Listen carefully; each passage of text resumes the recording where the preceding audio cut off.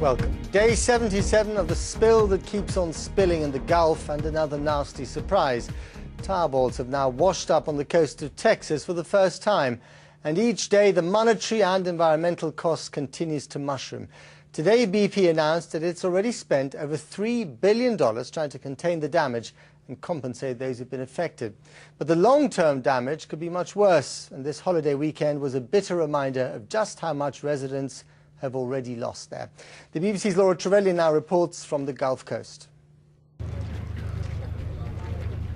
It's 6 a.m. in Dauphin Island, Alabama, day 77 of the oil spill. Another morning begins for the army of men whose job it is to keep the oil at bay. While the rest of the US has a day off, these workers are getting ready to go out on the water and clear up after the oil spill. Instead of spending a holiday celebrating America's independence from England, they're cleaning up after a British company, BP. But the focus here is on more than the historic relationship between Britain and America, says Sandy Sands, the head of security. I heard a few off-color jokes about it, but it didn't really, it really didn't affect me. This is America coming together. This is what we do. Except the weather suddenly turns. The hurricane season is complicating an already fraught clean-up operation. We have thunder cells coming in through the area. Right now there's a threat of lightning, so we're not going to go out to where we would go to go clean up the beach and take care of business. Although the flags are fluttering for the holiday weekend, there's not much business here at all. Dauphin Island is this place that time forgot. The mayor, Jeff Collier, cuts a solitary figure on the golf course. The oil is keeping the tourists away, so he's cancelled the annual 4th of July celebrations.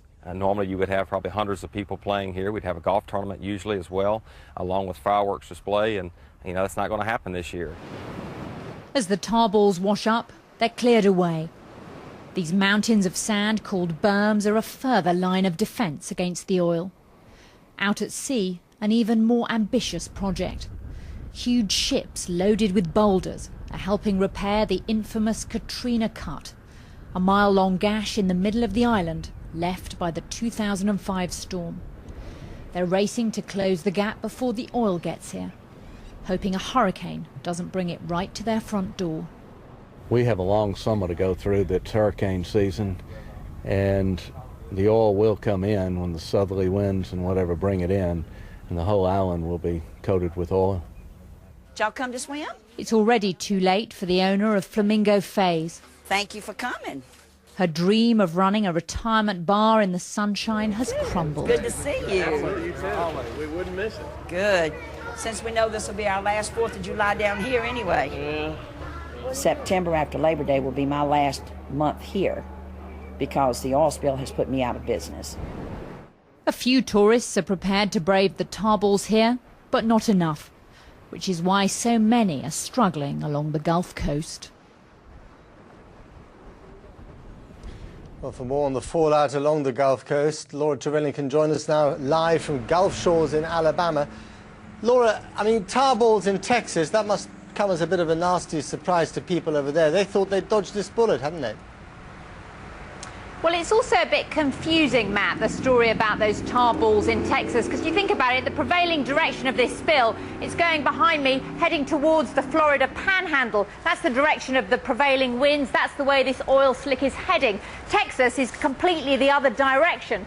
So for the tarballs to turn up on two beaches there, as they have done, one possible explanation is that the boats that are going through the oil on the way through to the containment efforts, they may somehow have pushed it back onto the beach. So it doesn't necessarily mean that the whole slick has suddenly changed direction and is going on to the Texas beach. But nonetheless, this is significant because it does mean now that tarballs have washed up on all of the Gulf states. And in the ongoing war between man and the spill, we've now seen a new weapon deployed, this giant skimmer ship. Tell us about that. Yes, this gigantic skimmer ship from Taiwan, the very enterprising man who owns it, as soon as he's heard about what had happened here, he had it refitted and it's finally arrived. But it's being tested at the moment to see whether it really can skim up to 500,000 barrels of oil a day. as its owners claim. Just to give you some idea, at the moment there are 2 skimmers there right next to the rig, and they're managing to process 25,000 barrels a day. But because of this bad weather, and you can see how windy, how choppy the sea is, the tests on that huge skimmer, which is 3.5 football fields in length and 10 stories high, can you imagine? It's a monster. The tests have proved inconclusive, so we still don't know whether or not that monster can be put to work in support of this relief effort.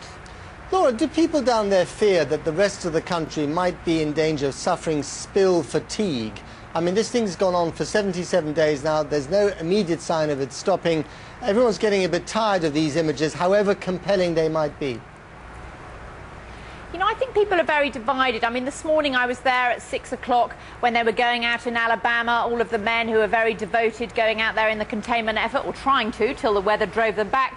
And there, the feeling in Dauphin was that people were with them. They said it wasn't like Katrina, when the world just forgot about them and they were left to rot. They feel that however ineffective, however bureaucratic this effort, at least there is some kind of an effort.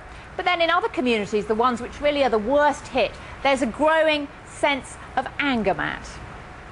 At least they have the money, though, don't they? I mean, they've got the $20 billion in the kitty. That's right, but BP, you know, said today that so far this relief effort is costing them $3.2 billion. That's not including the $20 billion that they have put aside for that fund for people who want compensation. But, you know, where is this going to end? There are people now who can't pay their mortgages along the Gulf Coast, who are going to BP saying, because we've lost the money that we make in this 12-week holiday season we have here, we're going bust. Is BP really going to bail people out because they can't pay their mortgages, or are they just going to pay them the money that they think is reasonable in lost income? Indeed, lots of collateral damage there. Laura Trevelyan, thank you very much indeed.